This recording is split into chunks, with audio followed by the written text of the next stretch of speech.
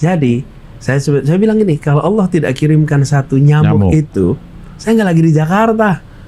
Besok ada nyamuk gua nggak bunuh dah. Jadi 27 Juli reshuffle, 23 September, 2 bulan kemudian saya dicalonkan jadi gubernur. Dicalonkan atau mencalonkan? Dicalonkan. Oh, berarti diminta? Ya.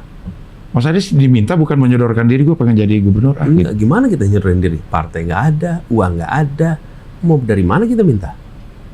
Yang minta siapa, Mas? Ada ceritanya nih. Nah, oke, kita dengerin ceritanya. Kita dengerin ceritanya nih. Mas Anies. Ya. Kita kan bukan anak kecil lagi, Mas Anies ya. Diceritakan aja lah. Panjangnya apa singkatnya? Singkat aja ya. Iya, terserah Mas Anies. Panjang ya, panjang boleh. Kita sediakan waktu sepanjang-panjangnya. Iya, jadi pertama kali itu jadi gini ceritanya nih. Saya berhenti 27 Juli. Kemudian saya bilang kepada kementerian, tolong kabari ke New York karena akhir September, tanggal 23 September saya dijadwalkan berbicara di New York. Ada sidang umum PBB yang ada side event bicara pendidikan. Saya keynote speaker di situ. Kapasitas Menteri Pendidikan Indonesia. Ya, Oke, ya. Nah, karena saya udah nggak jadi Mendikbud, jadi saya bilang supaya kabari ke sana, saya udah nggak jadi Mendikbud. Ya. Supaya kenapa? Karena komitmen udah bulan Januari. Ya. Bayangin Januari untuk September, Juli saya nggak jadi, nggak lagi menteri. Ya. Dikabarin ke sana, nggak taunya jawaban dari sana, undangannya tetap untuk Anies. Jadi saya tetap diundang. Ya. Saya udah nggak jadi menteri lagi. Ya udah kalau gitu, saya senang tuh. Saya bilang, boleh nggak saya berangkat sama istri? Jadi tiket bisnisnya diganti jadi ekonomi 2. Boleh. Ya. Nah, saya ngurus sama istri berdua, ngurus visanya, ngurus semuanya lah untuk berangkat. Karena semenjak saya pulang, saya belum pernah kesana lagi berdua. Oke, terakhir berarti tahun berapa Waktu pulang aja 2005. 2005, oke. Jadi mulailah itu. 11 tahun kemudian tuh. Ya. Mumpung nganggur kan. Jadi setelah saya dari New York, saya bisa ke kampus saya tuh. Sorry, waktu nganggur dapat kartu prakerja nggak? Belum ada waktu. Oh, belum ada, oke. Kalau ada saya daftar juga tuh. Ya. Berangkat ke New York. Mau berangkat. Nah, jadi udah itu kan, jadi saya siap-siap. Ya. Nah, di sekitar Agustus, saya lupa ya kapan, sekitar Agustus tuh, saya dapat telepon dari seseorang yang minta ketemu. Waktu itu, ketika ketemu Pak Aksa Mahmud. Ya.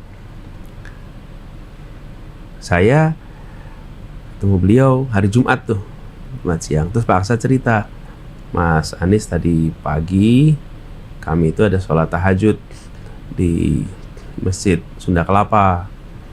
Pada selesai tahajud, nunggu subuh, pada dudukan di situ. Terus saat dudukan pada ngobrol, ini siapa ya calon gubernur lawannya Pak Basuki. Nah, obrolan-obrolan di situ, kesimpulan mereka cari aja salah satu dari yang di reshuffle. Terus kesimpulannya, mungkin si Anies tuh. Jadi saya dikontak. Waktu saya dikontak, saya bilang, wah Pak, saya belum pernah kepikir. Sama sekali nggak kepikir. Iya. Jakarta gitu. Belum pernah kebayang. Jadi waktu itu saya bilang, Pak boleh nggak saya mikir dulu nih. Karena it's never on my plan. Iya. Nggak pernah lah kebayang gitu. Terus kata itu, ya boleh lah. Saya cuma mau tanya sama ibu sebetulnya. Ibu sama istri saya. Ibu, ini ada tawaran begini gimana nih? Kalau ibu ridho, bismillah. Kalau ibu nggak ridho, saya nggak mau nih. Ini kan bukan sesuatu yang kebayang lah dalam rute. Apalagi udah kebayang tuh Jakarta. Pak Basukinya kuat sekali, angkanya tinggi, terus populer. Waktu itu kebayang tuh. Ini nggak sederhana lah gitu. Nah, saya ngomong sama ibu. Kata ibu, bapaknya gitu, Anies kalau ini kepengenan Anies nggak usah. Tapi kalau Anies diminta, bismillah. Dah, saya belum jawab tuh. Iya. Gak lama kemudian ditanya lagi, saya bilang jawaban gitu. Nah, September awal, saya kena demam berdarah, Mas. Oke. Demam berdarah. Kemudian dirawat di rumah sakit. Nah, pas saya dirawat di rumah sakit itulah ketua partai itu datang. ke rumah sakit nih, saya lagi diinfus kena demam berdarah. Ditanyain bersedia apa enggak jadi calon gubernur. Terus angka saya disurvei, angkanya ada. Jadi sama sekali saya ini tidak terlibat, rapat nggak ikut, anggota partainya juga bukan. Kemudian, tapi angka surveinya ada di situ. Iya. Singkat cerita, menjelang pendaftaran itu tanggal 23, saya juga tidak tahu persis bagaimana proses di dalam. Siapa yang karena banyak versi. Siapa yang mengusulkan, siapa yang membahasnya. Karena saya nggak ikut dalam rapatnya, jadi saya nggak tahu. Ada yang bilang si A, ada yang bilang si B, ada yang bilang si C. Dan kepada semuanya, mudah-mudahan jadi catatan amal soleh tuh. Bahwa ini untuk kebaikan kita semua. Saya apresiasi aja semuanya. Saya tidak tahu sesungguhnya proses di dalam itu seperti apa, karena saya nggak ikut. Malamnya, Jumat besok pendaftaran, saya dipanggil. Nah, ada satu peristiwa, Mas. Karena saya digigit nyamuk itu, maka saya nggak jadi pergi ke New York. Oke. Karena demam berdarah sama dokter nggak boleh penerbangan jauh. Kalau terbang sejam 2 jam masih nggak apa-apa. Tapi kalau ke New York itu 20 jam. Sampai itu belasan jam, 20 jam gitu. Not recommended. Jadi saya berada di Jakarta. Tanggal 23 September yang harusnya saya di New York, itulah tanggal pendaftaran ke KPU hari terakhir. Oke? Kayak udah diatur ya. Jadi, saya bilang gini, kalau Allah tidak kirimkan satu nyamuk. Itu, saya nggak lagi di Jakarta. Besok ada nyamuk gua nggak bunuh dah. Kalau nggak ada nyamuk itu saya nggak di Jakarta. Iya. Nggak di Jakarta, betul-betul nggak di Jakarta. Jadi kalau itu saya nonton aja di New York. Iya. Nah, saya kena nyamuk, saya di sini. Kemudian malam-malam saya ditelepon, diminta datang ke tempat Pak Prabowo, yang Pak Prabowo bilang itu, datang ke rumahnya. Saya dipanggil datang ke situ. Saya nggak ikut rapat, dan saya juga nggak tahu proses di dalamnya gimana tuh sampai di ujungnya. Ada banyak versi lah. Dan ini pertemuan pertama kali dengan tim itu berarti? Ya. Wah. Dan saya waktu itu bekas juru bicaranya Pak Jokowi, kebayang kan? Datang ke situ, bekas juru bicara Pak Jokowi. Pak Prabowo waktu itu bilang, buat saya yang penting adalah kita harus menyelamatkan Jakarta. Kita harus mengembalikan Jakarta, jangan sampai retak, pecah waktu itu.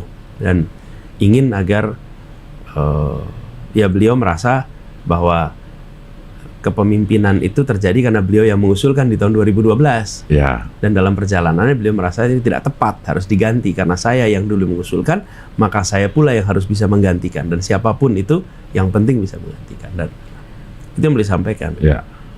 Jadi, tapi prosesnya bagaimana, banyak versi di situ. Saya nggak berani mengutip karena nggak tahu mana yang paling sahih. Iya. Tapi faktanya saya ditelepon. Suasananya pada saat itu terasa nggak ada yang nolak sebenarnya gitu kan, memang ambil dari kandang musuh istilahnya ini. Iya, ada. Ada juga. Ada.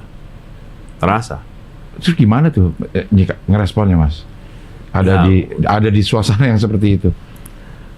Ya, saya rasa gini, kepentingan kita bersama waktu itu, saya termasuk yang berpandangan, Mas, bahwa di Jakarta ini harus tenang, teduh. Kemajuan harus terjadi.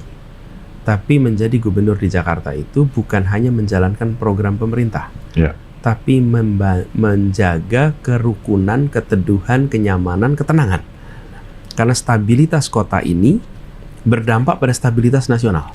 Kalau Jakarta tenang, Indonesia tenang. Jakarta tegang, Indonesia tegang. Nah, gubernur itu bukan hanya bikin program berjalan, bukan hanya memerangi korupsi, bukan hanya memastikan bahwa anggaran terserap, tapi gubernur harus menciptakan suasana yang tenang teduh, yang tidak konfliktual. Saya memandang pada waktu itu kepemimpinan tidak menghadirkan suasana tenang. Perasaan konflik itu terjadi karena berbagai macam statement. Saya nggak usah perpanjang, nanti jadi kembali ke sana lagi. Tapi saya termasuk berpandangan bahwa kepemimpinan yang di Jakarta harus hadir adalah kepemimpinan yang mempersatukan, kepemimpinan yang menjangkau semua, yang merangkul semuanya. Dan itu yang kemudian menjadi pegangan saya. Jadi itu harus berubah, nggak bisa begini. Nah, saya kemudian dapat tugas, jadi saya jalani tugas itu. Alhamdulillah selesai, dan alhamdulillah 5 tahun ini Jakarta tenang, teduh, damai, suasana kebersamaan ada. Motor udah boleh lewat Tamrin lagi. Ya, inget ya itu.